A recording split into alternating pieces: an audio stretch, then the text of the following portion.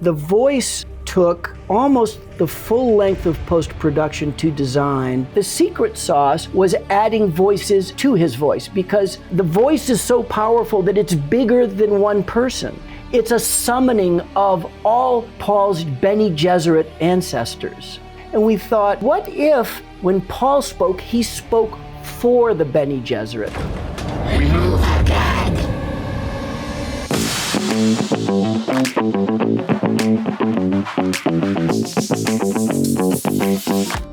Hi, and welcome back to StudioBinder Academy. I'm Brandon.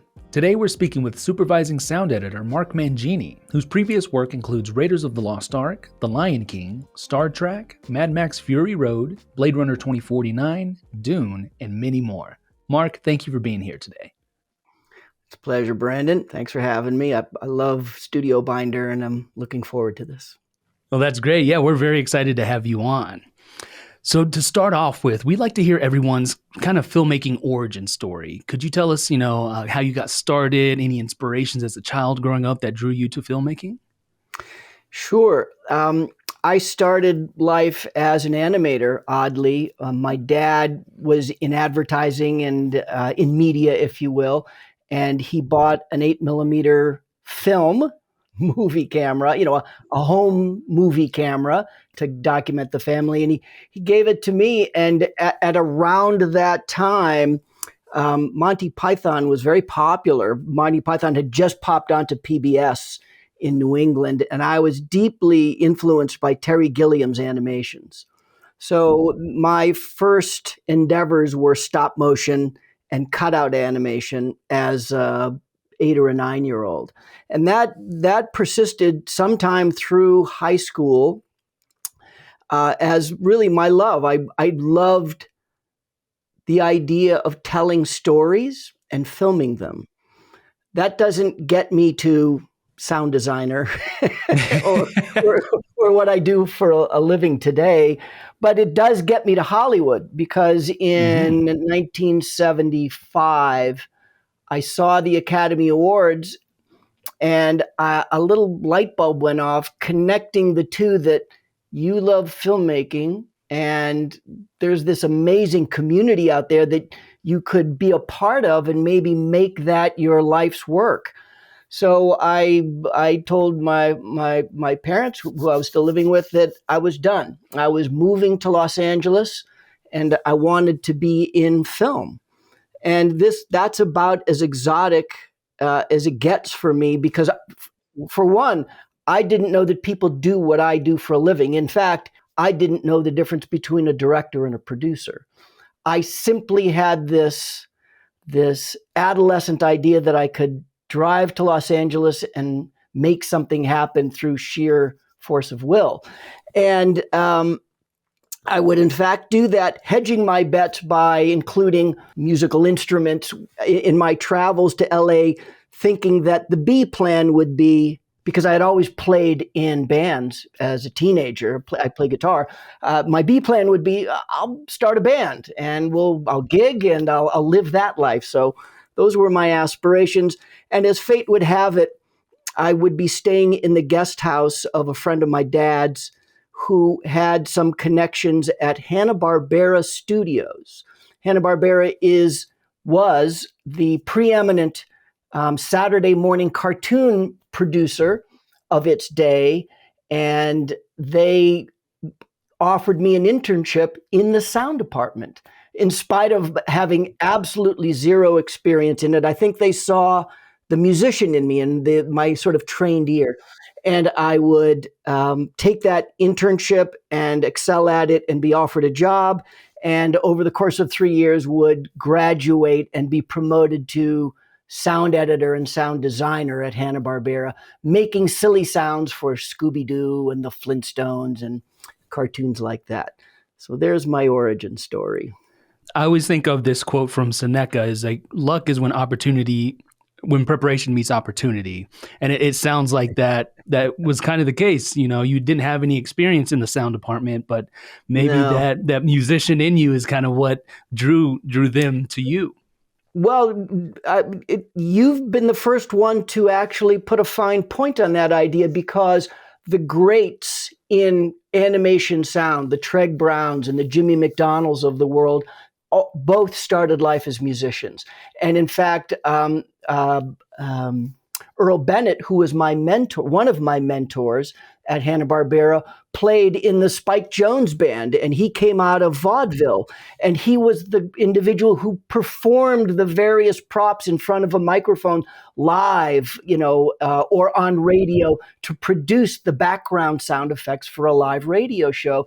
And I think they understood that having some kind of musical training had one uniquely suited to doing that kind of zany, making silly sounds with sousaphones and cymbals and bongos and things like that.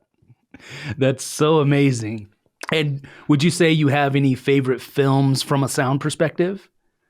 Yeah, I can remember when I saw it in the early 60s, even though it was produced in 1956. One of my favorite films is the 1956 Forbidden Planet.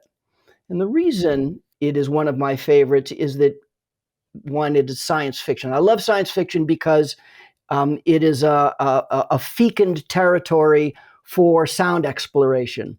We are asked or tasked to create another universe with sound, a universe that doesn't exist, and present it in a way that is fully believable by an audience who's never experienced what it's like to be on the planet Arrakis or a post-apocalyptic Earth in Blade Runner 2049.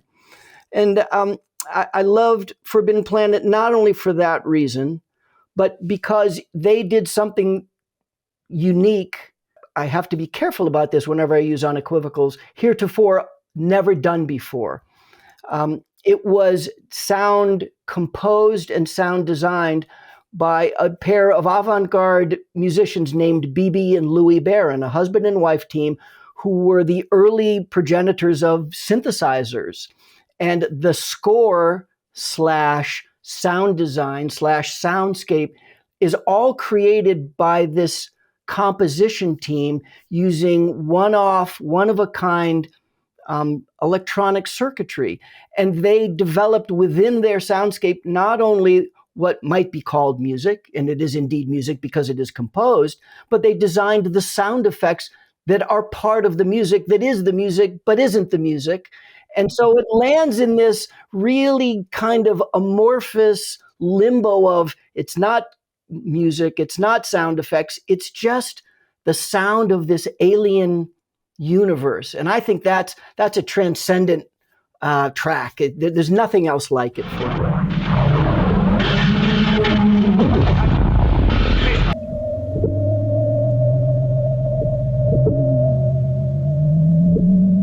Absolutely. Yeah. Sound is so important to a film.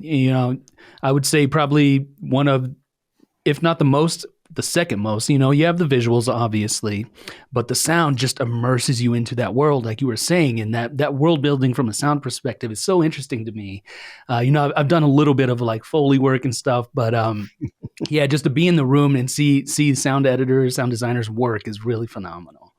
Let's remember that famous quote by George Lucas that sound is 50% of the motion picture experience. Absolutely. Can I get an amen?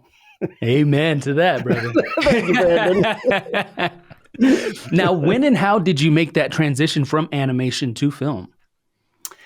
Good question. The transition came about the third year at Hanna-Barbera, where I realized that, one, I was kind of in a factory environment. That studio cranked out 5.5 hours of program every week. Wow. And it started to feel a little mechanized to me. We didn't do the kinds of things that modern sound designers do, which is to go out and record fresh material. We were always working from a codified cartoon sound library, and we didn't spend much time actually making sounds or designing sounds that no one had ever heard before, partially because of the budgets and time schedules didn't allow for it. You were given a 22-minute cartoon, and you had a day and a half to finish it. And that didn't allow for anything more than covering the highlights, and off it went to the mix stage. And then in 1977, 78, I saw Star Wars, and another of these ubiquitous light bulbs went off for me. And I realized that's amazing sound. That sound that's telling a story and is memorable in ways that I couldn't shake. And I do sound. Maybe I could do something like that someday. And that's where the aspiration came in. All of a sudden, I had a focus to my career. I had a desire to be better and to learn the skills, to learn how to make a lightsaber and a Wookiee and a Millennium Falcon sound. And it was on that day of seeing Star Wars that I decided I'm getting out of this one pony town. And I called another one of my mentors, Bill Kowalchuk, who had moved over to Paramount Studios where they do live action, right? That was the big term in animation, because that's what the grown-ups do, is live action. And I said, Bill, get me out of here. Get me a job. And he got me an interview with Howard Beals, who was then the head of the sound department at Paramount Studios in Hollywood, California, who had, among other things, worked on amazing, like Charlton Heston epics like The Robe and the Bible and the Ten Commandments. And he brought me in. I took a demotion, and he brought me in again as an apprentice to train me. And I would train with one of their senior members in the sound department, an ADR supervisor named Sean Hanley.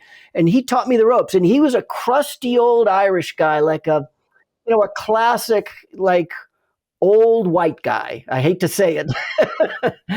And but he was loving, and he took me on like a son. And he was like, "Hey kid, let me show you something." And we were working on film in those days. That was when we were still using sprocketed magnetic film. And he was working on, at the time, Star Trek the Motion Picture, the first cinematic version of the great Star Trek television series. And so I was learning everything by listening to Captain Kirk and Spock and Bones and all those beloved characters. But that was my training ground. And again, fate would intervene. Sean would become desperately ill, and he had to leave the project and leave the studio to receive treatment. And when Robert Wise, the Sound of Music Robert Wise, asked him, who's going to take over your role as supervising ADR editor, he said, take the kid. Because I had been training, and I knew where all the bones were buried. There were senior members in that department. There were 10 other individuals with decades more experience than I, but I happened to be lucky enough to know just that one film. And Robert took his suggestion, and I completed the film and would make lifelong friends and business partners in the process. I met Richard Anderson, who was the supervising sound editor of Star Trek the Motion Picture, and Stephen Hunter Flick. And from that exposure, we would go on to found a sound editing and design company called Thunder Tracks Limited, and we would hang a shingle in Hollywood, and kind of the rest of that is history. We became a very successful team of sound editors and designers because of that chance meeting. Wow, such an amazing story. I mean, that's such a great opportunity for you, and you took full advantage of it. So congratulations on that, and on your career as well. Well, thanks. It's amazing how, and what was your quote from the individual about seizing opportunity? Say that again. Yeah, it's luck is when preparation meets opportunity. So let's talk about preparation meets opportunity. The part I didn't tell was that I went to college for a year and a half, believe it or not, to major in foreign languages. I studied Spanish, Italian, and Russian, thinking I was going to be a UN interpreter because I wasn't smart enough to realize that what I loved in life was cinema. And that was the thing I did next best in high school, was speak foreign languages. So I had this language facility. And one of the reasons that I was recommended to Robert Wise is because of my language training. I was tasked with teaching Spock to speak Vulcan in the movie Star Trek, the motion picture. I had this language facility, and I would also invent the ILEA language. Remember, ILEA was one of the officers on the ship, and she gets taken over by the probe or the alien entity. And it was through my expertise in knowing how language works and the mechanics of language worked that I could develop these voices and sounds that I don't think anyone else in that department had similar training in. And so there was that experience through just fate and good luck, leaping in and helping kind of propel me towards a goal. That's so amazing. What does coming up with a language like that kind of entail? Well, it requires a certain amount of perhaps academic knowledge of the mechanics of language, of how sentences are structured, and how the palate develops a facility for certain types of phonemes, and how consonants and vowels are uttered, and in how you can develop those, and where the stresses in language are, and what the cadence of language is. And that's a really important aspect of language, because I've created languages, speaking languages for things like robots. And much of the trick is imitation of the cadence of language versus the actual intelligibility of the words. And then you learn about prosody. Prosody is the way that we inflect in words an intention through pitch and emphasis. And when you understand pitch and emphasis, you understand how to shape sound to feel more like language, even when it's not language. So I had all that bouncing around in my head. Plus, it was something that I used to do in high school with my friends. We used to make up languages, my friends in my language classes, just as a goof. So this is the kind of nerd I am. Others are out playing football and basketball, and I'm inventing stupid languages.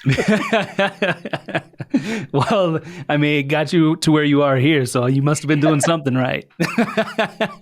Yeah, well, what it is I love doing it. And anytime you love something, you invest yourself, you imbue everything you have into it, and people usually respond to that. They recognize Absolutely. the authenticity in that endeavor. Now, getting into the roles in the sound department, you've been credited multiple roles. Let me look at my notes, make sure I get this right. You've been credited as a supervising sound editor, a re-recording mixer, and a sound designer. Could you explain kind of the differences of those different roles and the responsibilities? Sure. Get me back on track if I leave one of them out. So let's start with supervising sound editor. Think of the supervising sound editor is the person tasked with ensuring that everything that should be heard in a motion picture is heard, because especially, as you can imagine, in things like science fiction, there's so many sounds that don't exist. You have visual effects that, of course, are made in a computer and have no sound. And you've got visual props on camera, like, science fiction weaponry and creatures, maybe in suits. All of these things need sounds, and it is the supervising sound editor's job to figure out the best way to realize them for the director. A good analogy, a helpful analogy would be this. Think of the supervising sound editor as the equivalent to sound as the director of photography is to the look of a motion picture. The director of photography has a team of people that helps realize that image. They have first and second assistant camera persons, and they have dolly grips, and they have focus pullers, and they have camera operators. There's an entire team tasked with realizing the vision of the director of photography, who hopefully has spent creative time with the filmmaker, deciding, what do you want your film to look like? Okay, now that I understand that, I will go communicate that to my team, and we will parse out those tasks to make sure all of that is realized. So too in sound, the supervising sound editor communicates with the filmmaker to understand the oral aesthetic. What do you want the sound of the movie to feel like? And that's a very ephemeral things. Sometimes you talk in very abstract terms sometimes directors like to use musical analogies or literal or literature analogies to help define kind of the wrapper that you want to put around the project. And then it's my job to communicate that information to my team and say, here's how I interpret that. We're going to make these kinds of sounds this way because they fit that aesthetic. And you're going to do this part of it. You're going to work on the dialogue, the words of the movie. You're going to work on the atmospheres, the ambient sounds whenever we're in the film. You're going to work on the specific props and footstep sounds. That's the Foley moments. And so it is my job to be a delegator and a creator all at the same time. And often the supervising sound editor's role crosses over into the sound designer's role, which in a very broad sense is the task where an individual creates sounds that don't exist. And that's maybe the most facile explanation for what sound design is. I mean, sound designers are supervising sound editors and vice versa. But often sound designers are only tasked with the creation of the sounds that don't actually exist in the real world, the sounds that you can't go out and immediately record or source from a sound effects library, which is an indispensable tool to any sound professional, because we can't record fresh or bespoke sounds for every sound for every project. There's never been a budget big enough or long enough, a schedule long enough that would facilitate the use of original and fresh sound for everything. Although that is what we aspire to. Mm-hmm. And so yeah, I mean, it would make sense, but yeah, definitely can tell how the budget time the best result. And so perhaps another analogy might be as the visual effects supervisor is to the look of a film for the creation of imagery that can't be captured on a set with a camera, so too is the sound designer tasked with the creation of sounds that cannot be captured acoustically with a microphone on a set or out in the real world. Re-recording mixer, a really good way to frame re-recording mixer is in the context of a relationship, the relationships. The cinematographer is to the film editor as the sound editor is to the re-recording mixer. The cinematographer captures all the individual components, the individual images, but they're not in any particular order. They're usually not shot in order. An editor takes that content that was created by the director of photography and assembles it into a meaningful structure and whole. So too does the supervising sound editor and the sound designer create the individual pieces of sound, the creature roars and the blaster shots and the car crashes and the explosions, to name the bigger, the more bombastic elements. The supervising sound editor and sound designer creates and collects those individual components, but they're not in any kind of context. And they bring them to a re-recording mixer who lives in a mixing environment. And most everyone should be familiar with what a recording studio looks like. There's a screen with the image of the movie. There's a console or a desk with a lot of buttons and knobs and sliders that allow you to manipulate every sound that's been provided by the supervising sound editor. And the re-recording mixer then assembles that into the finished single soundtrack. And now let's remember that on a complex project like a Dune or a Blade Runner or a Mad Max, we can have up to, and there's no limit to this, but there is a certain point after which it becomes impractical. There can be up to 2,000, 3,000 individual channels of source audio that the re-recording mixer has to find a way to build into a seamless and enjoyable and listenable soundtrack.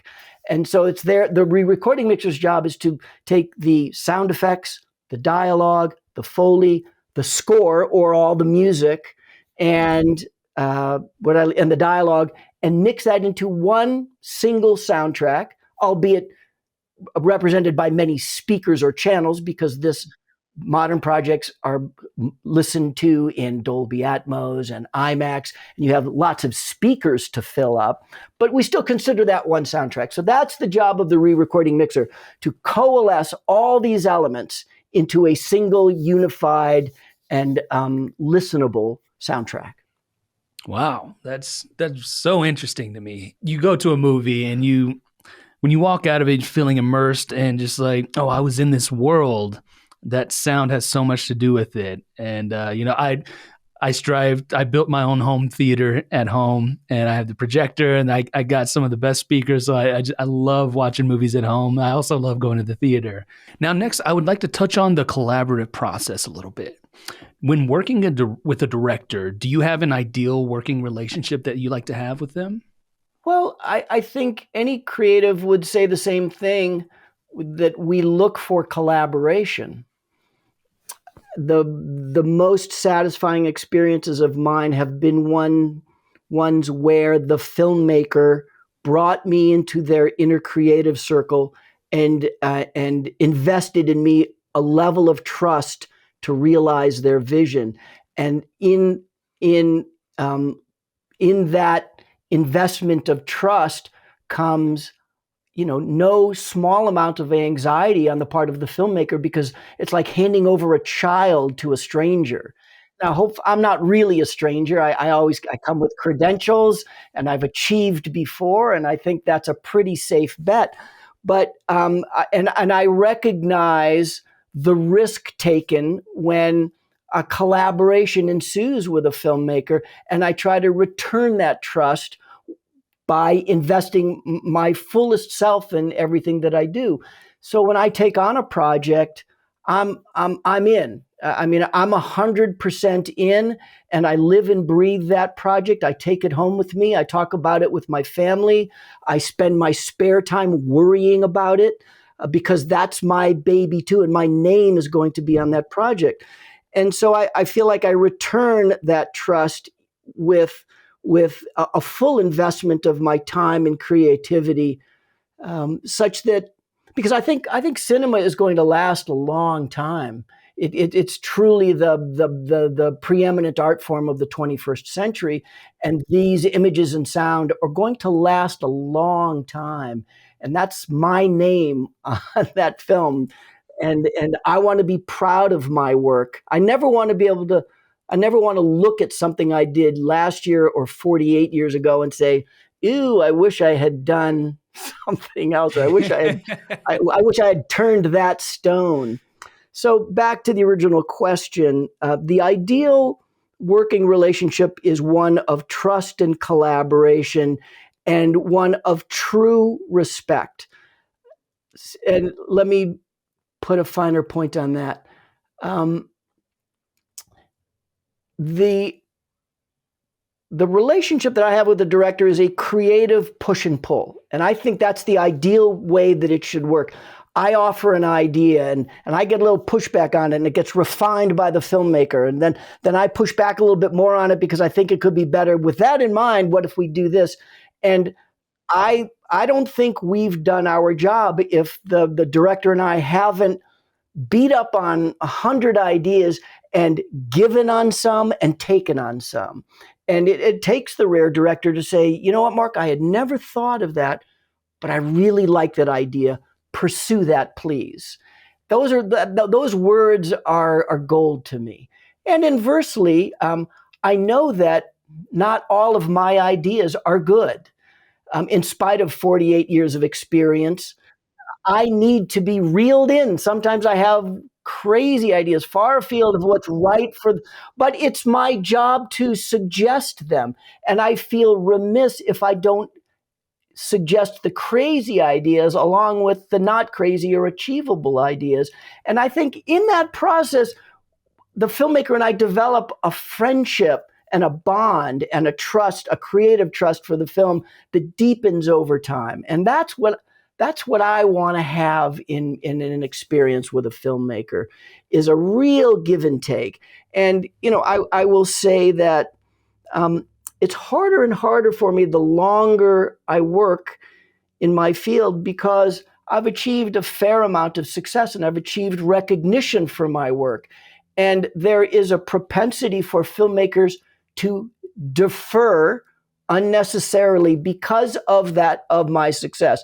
And so I'm saying here in public on camera, please be aware that I am just Mark Mangini. I'm here to work on your film.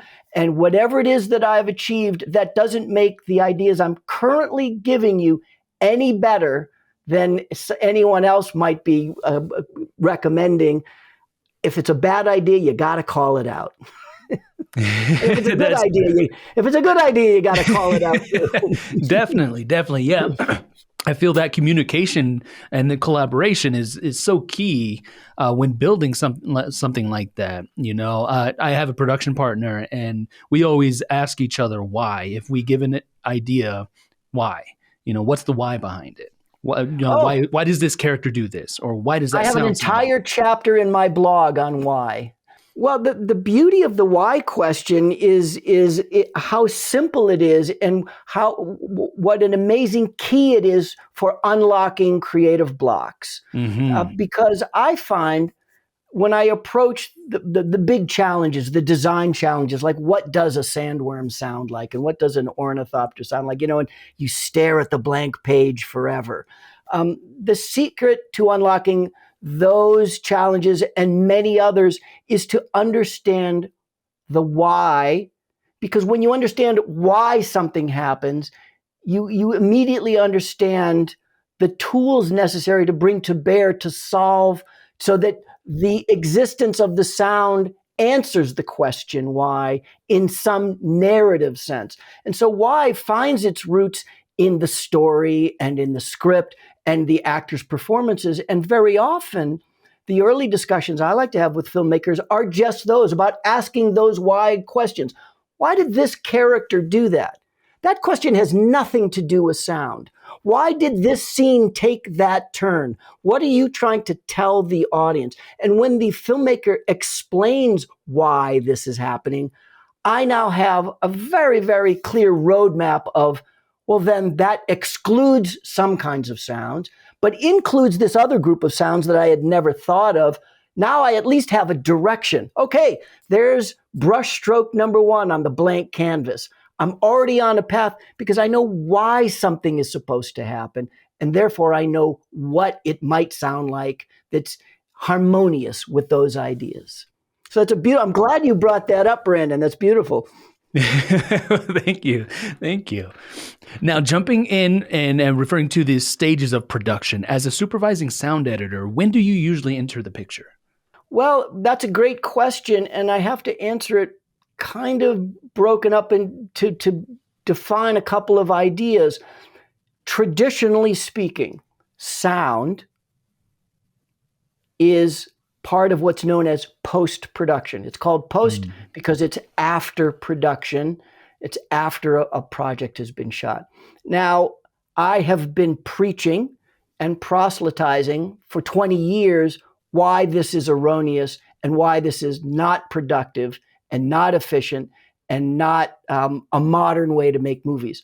On movies like Mad Max Fury Road, Blade Runner 2049, or Dune, I have been brought on during pre-production to read the script and give commentary on the script on how sound might propel a narrative beat more efficiently than perhaps exposition.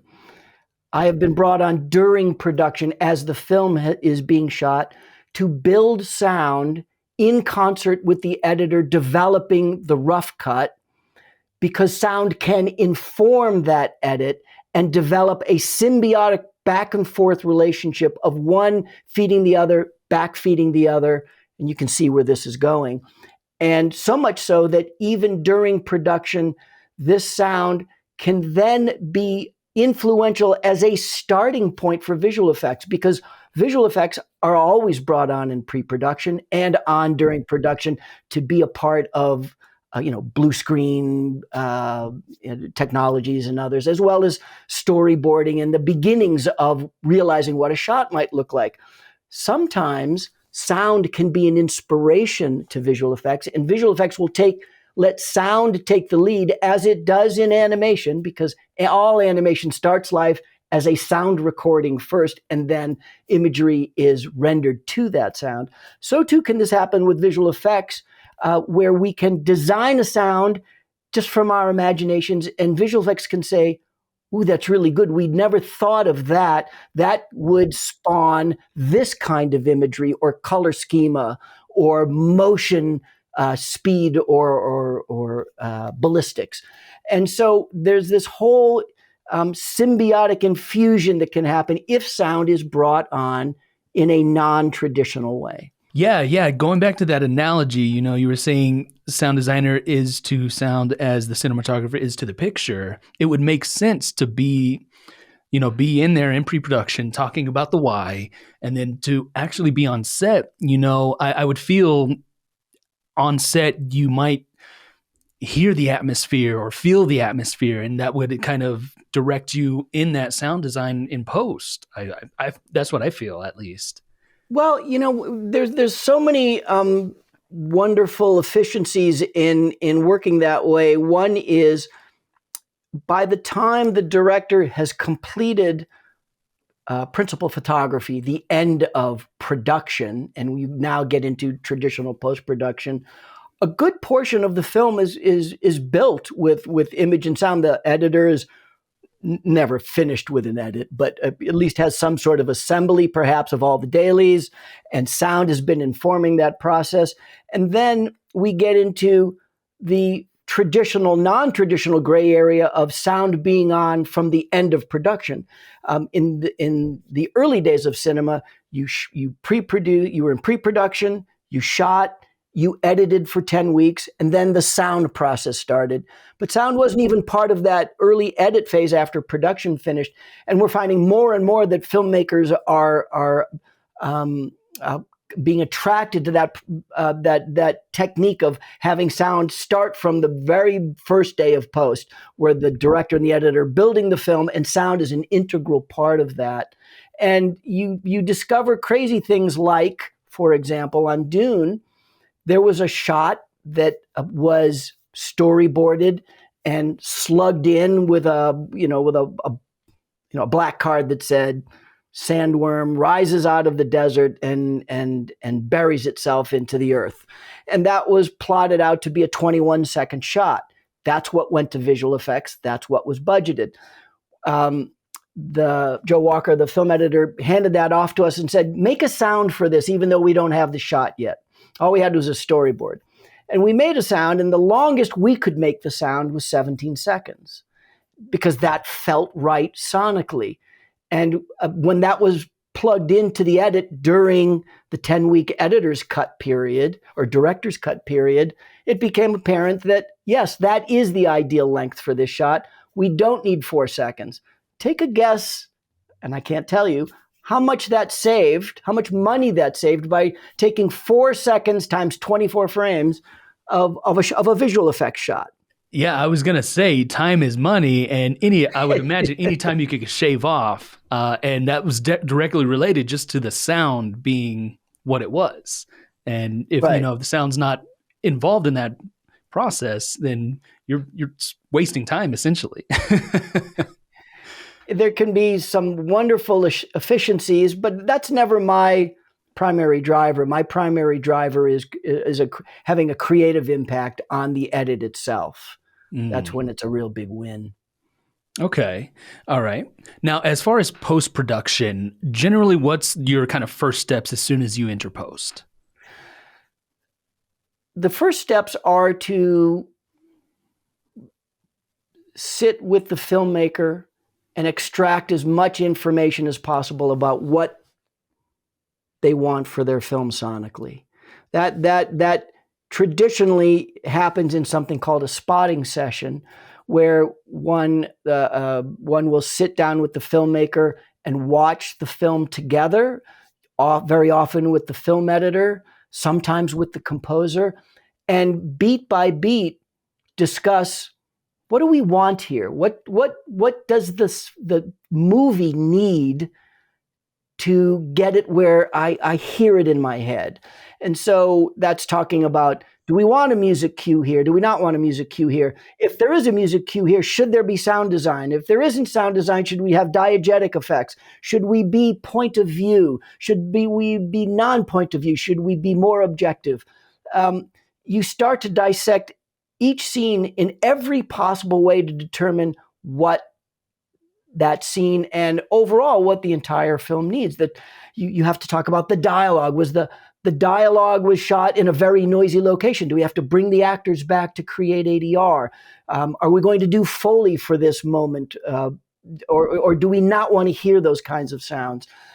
And the director can also express more ephemeral, emotive kind of ideas of tone. Like, I want this scene to feel sad. I want this scene to feel happy. I want it to feel alive. I want it to feel scary. I want the audience to feel anxious. You can use any one of a number of adjectives to describe a scene and then have a conversation about what sounds have that effect on us. And there's a little list. And as you go through the film, you talk about every beat in the movie, and you've now got a manifest of your entire job that includes what sounds do I need to record that I don't have in my sound library? Okay, there's a checklist. Send that off to field recording. We need to capture the sounds of dunes shifting and sand trickling on metal. What sounds do I have in my library but aren't good enough, so I need to add that to the field recording list? Okay, what sounds do I have in my library that I know are going to be good for the things that I need? Okay, here's a manifest of all the sounds that have to be culled from the library and handed off to these sound effects editors to begin the process of editing sound to picture. What sounds need to be done in Foley because they can't be found in a library? Here's a manifest that goes to Foley department. What scenes have this beat where the narrative isn't working and we have to rewrite the dialogue to explain something that we thought was clear in the script but isn't clear? So what actors do we have to bring back in to reread lines or provide voiceover if necessary? And so you can see it's this process of a full deconstruction of all the sound that's needed or necessary to make a complete project. And then I often go off on my own for some period of time. And also, I skipped sort of the more fun part of the sound design. What are the sounds in this project that don't exist in real life that need to be designed? There's another list. We scribbled that all out. And now I'll hand that off either to another sound designer or I'll take on a portion of that project and we get to go off and create sounds from whole cloth. So now you kind of go away for some period of time, a day, a week, a month, and you then reconvene with the director as all of this is happening in parallel. There's dialogue being created and recorded. There's ADR being created and recorded. There's sound effects being created and recorded. There's ambiences being created and recorded and edited. And you hit these milestones where it's important to check back in with your filmmaker to see how you're doing. Not everything that we record, edit, and design is going to be what they heard in their head. Everything we do is subject to interpretation. And so we have design review sessions where we'll play a completed, sound edited version of a scene or designed version of a scene, or maybe just a raw design. Let's say, here's the sound of the sandworm. We don't have the imagery yet from VFX, but this is what we think it might sound like. No, it's too creaturey. No, it's not violent enough. It's too loud. It's not loud enough. And so now you get into the iteration process after having presented various components at different stages of completion, heading towards the final mix where the re-recording mixers, as we talked about earlier, will take all of those components, dialogue, sound effects, Foley, ambiences, sound design, and combine them together into a complete and singular soundtrack. Wow. That's so interesting. On average, how much would you say, how much production sound, the sound captured during production is used in the final film?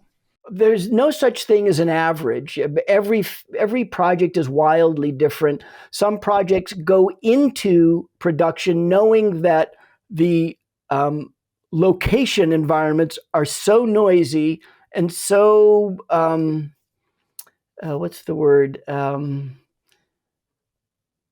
Sometimes going in, you're going to have to ADR everything. That's a very rare project because the environments themselves are antagonistic to proper production sound. I mean, if the biggest challenges in capturing on set are when you're in noisy environments, like you're on a seashore and you have surf, or you're near a freeway and you have traffic, and all of that interferes with having nice, clean, proper production sound.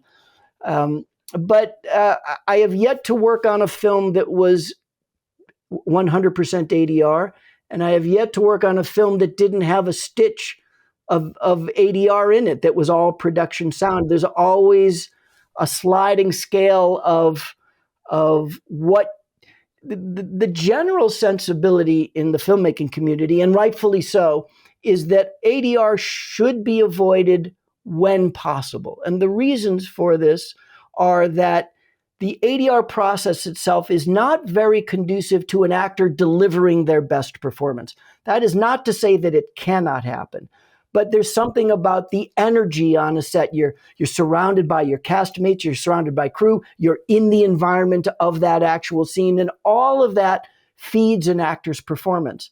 Now, cut to an anechoic chamber, an ADR studio where the actor is alone in a dark room, looking at a cut of the film they've never seen before, and it can be quite daunting. And that kind of setup doesn't elicit perhaps the most authentic performance, or at least a performance that's as good as what was captured on location. So we tend to want to lean away from ADR where possible, and therefore we try to save what we'll call dirty production that has too much ambient sound in it that's right for the scene, and we try to save it electronically with various post-production tools and plugins and things like that. So there is no set percentage. I mean, that totally makes sense. Yeah, there's so many variables. I could see how they could all be wildly different. We like to hear stories, and we think it's important for upcoming filmmakers to hear stories of creative problem solving, in the moment. Has there been any of your previous work where something just wasn't working out, a sound bed just didn't work out, or whatever the case may be, what happened and how you resolved it?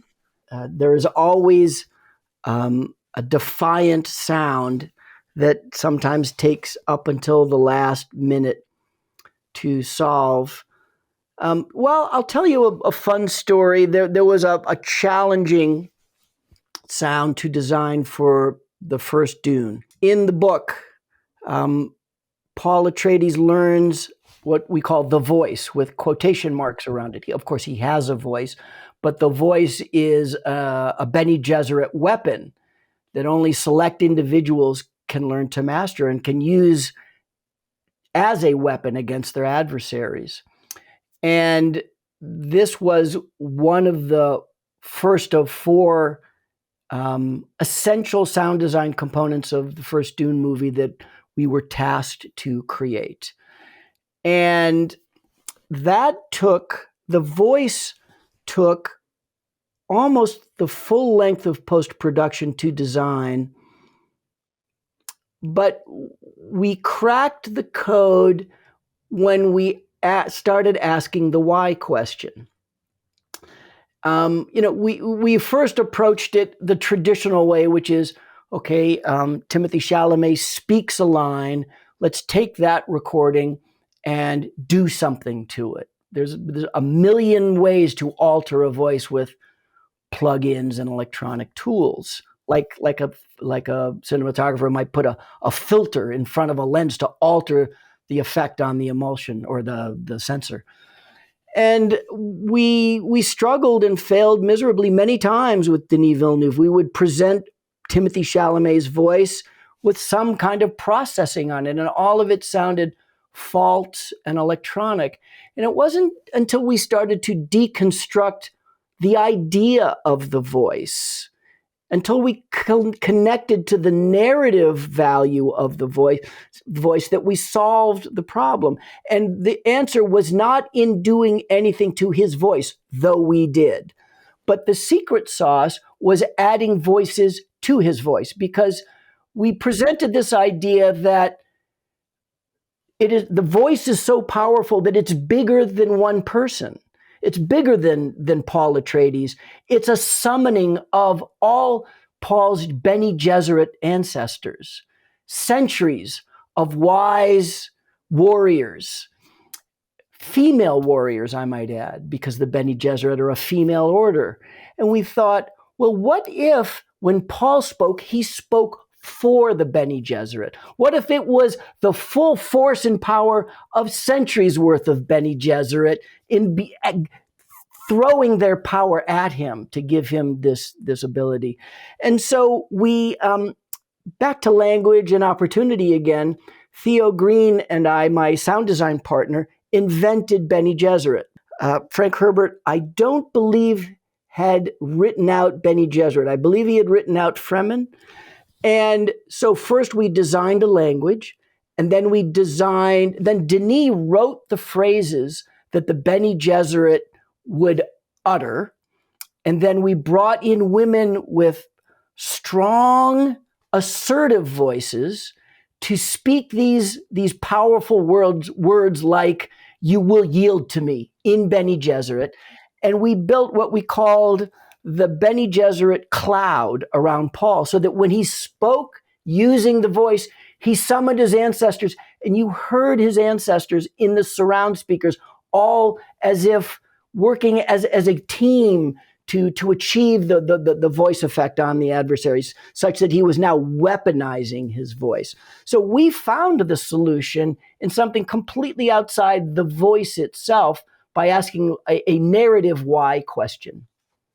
That is an incredible story. I mean, it sounded phenomenal. Yeah, the first time I heard it, I believe I was wearing headphones, like noise-canceling headphones, and it kind of shook me to my core.